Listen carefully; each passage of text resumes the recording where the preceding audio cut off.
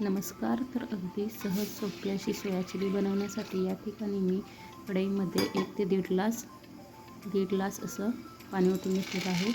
पाणी थोडं गरम झाल्यानंतर यामध्ये 1 वाटी सोयाबीन टाकून घेतलेले आहेत.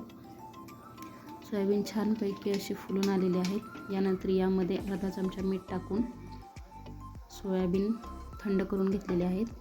यानंतर सोयाबीनमधले सर्व पाणी असे व्यवस्थित पिळून घेऊन एका साईडला बाउलमध्ये सोयाबीन काढून घेतले, बघू शकता. यानंतर यामध्ये मी घरून आणलेला चिकन 65 मसाला टाकून घेतला. 1 वाटी सोयाबीनसाठी 1 पॅकेट मी चिकन 65 मसाला वापरलेला आहे.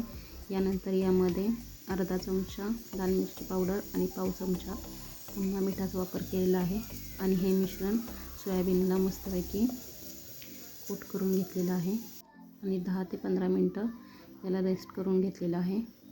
यानंतर कढईमध्ये तेल घेऊन हे सोयाबीन छान कुरकुरीत होईपर्यंत तळून घेतलेलं आहे.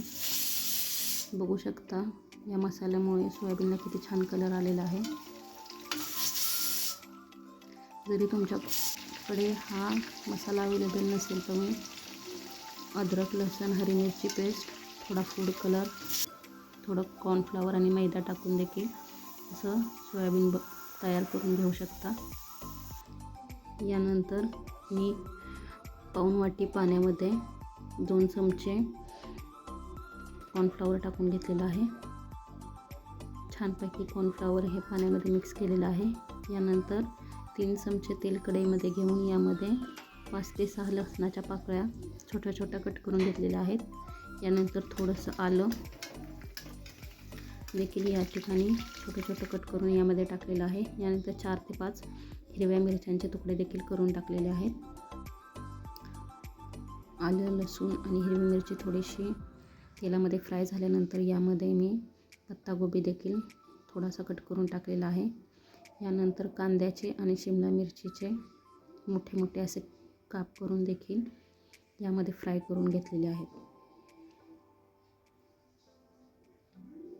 हे मिश्रण आपल्याला 100% कुक करायचं नाही आहे, थोडंसं शालो फ्राय करून घ्यायचं आहे. यामध्ये मी थोडंसं मीठ टाकून या भाज्या वाफेवर शिजवून घेतल्या. छान अशा फ्राय करून घेतल्या, बघू शकता. यानंतर भाज्या जोपर्यंत वाफवत आहेत तोपर्यंत जे आपण मिश्रण तयार केलेलं होतं कॉर्नफ्लॉवरचं, त्यामध्ये 1 चमचा टोमॅटो सॉस, 1 चमचा सोया सॉस आणि 1 चमचा रेड चिली सॉस असं टाकून मिश्रण तयार केलेलं आहे.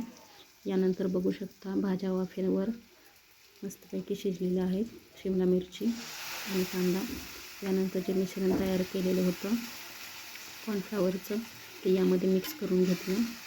गॅसची फ्लेम ही फुलच होती.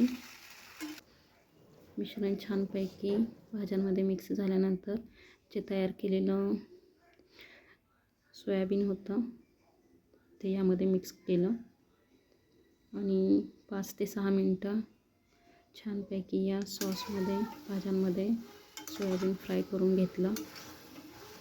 बघू शकता किती छान कलर आलेला आहे आणि गरमागरम सोयाबीनवर छान अशी कांद्याची पात मी टाकून सोयाबीन सर्व केलं. रेसिपी आवडल्यास नक्की लाईक, शेअर आणि सबस्क्राईब करा. थँक्यू.